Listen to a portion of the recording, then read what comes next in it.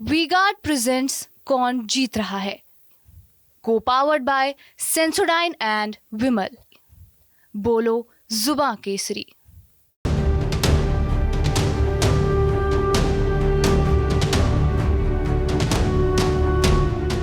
सुन लो, अगर कन्हैया लाल हारा तो डॉक्टर केवलाल नाते भी कह के जा रहा है उसी दिन मंत्री पद छोड़ दूंगा। एग्जिट पोल के नतीजों में राजस्थान में बीजेपी की घटती सीटें क्या भजनलाल सरकार के मंत्रालय से भी किसी की एग्जिट करवाने वाली है? ये बात हम क्यों कह रहे हैं, उससे पहले आप देख लीजिए लोकसभा चुनाव के नतीजों से ठीक पहले आए TV9 भारतवर्ष, पीपल्स इनसाइट, पोल स्ट्रीट के एग्जिट पोल, जहां प्रदेश में बीजेपी 6 सीटें गंवाती हुई नजर आ रही है। इंडिया गठबंधन को 5 तो वहीं 1 सीट निर्दलीय के खाते में जाती दिख रही है। इन 6 सीटों में सबसे चर्चित सीट है दौसा। दौसा में कांग्रेस ने मुरारी लाल मीणा तो वहीं बीजेपी ने कन्हैया लाल मीणा को मैदान में उतारा था।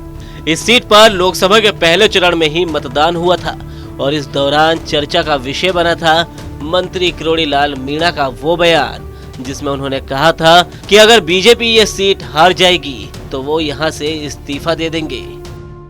लेकिन सुन लो, अगर कन्हैया लाल हारा तो डॉक्टर केवलाल नाते भी कह के जा रहा है उसी दिन मंत्री पद छोड़ दूंगा।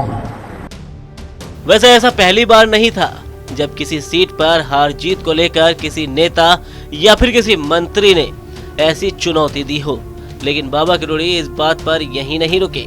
उन्होंने बाद में तो यहाँ तक कह दिया कि प्रधानमंत्री मोदी ने उन्हें 7 सीटों पर जीत की जिम्मेदारी सौंपी है। अगर इन 7 सीटों में से एक भी सीट पर हार मिलती है तो फिर वो इस्तीफा सौंप देंगे। हालांकि ये बात अलग है कि उन्होंने अन्य 6 सीटों का जिक्र नहीं किया था। अब नतीजों से पहले एग्जिट पोल आ गए हैं और अधिकतर पोल्स में कांग्रेस को 200 सीट पर जीत मिलती दिखाई जा रही है। ऐसे में एक बार फिर चर्चा होने लगी है कि क्या अगर बीजेपी 200 सीट हारेगी तो बाबा किरोड़ी इस्तीफा दे देंगे।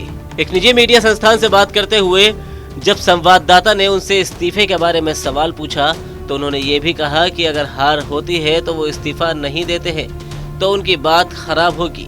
ऐसे में वो अपनी बात खराब नहीं होने देंगे।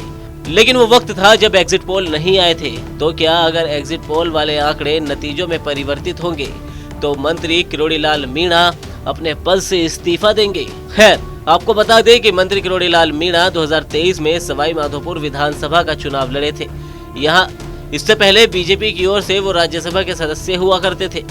विधानसभा चुनाव में जब बाबा किरोड़ी ने ताल ठोकी तो चर्चा उनके मुख्यमंत्री बनने तक की होने लगी। लेकिन जब बीजेपी को बहुमत मिला और भजनलाल शर्मा मुख्यमंत्री चुने गए तो माना जा रहा था कि उन्हें उप मुख्यमंत्री या फिर कोई बड़ा मंत्रालय सौंपा जा सकता है। लेकिन यहाँ पर भी उन्हें खाली ही हाथ रहना पड़ा।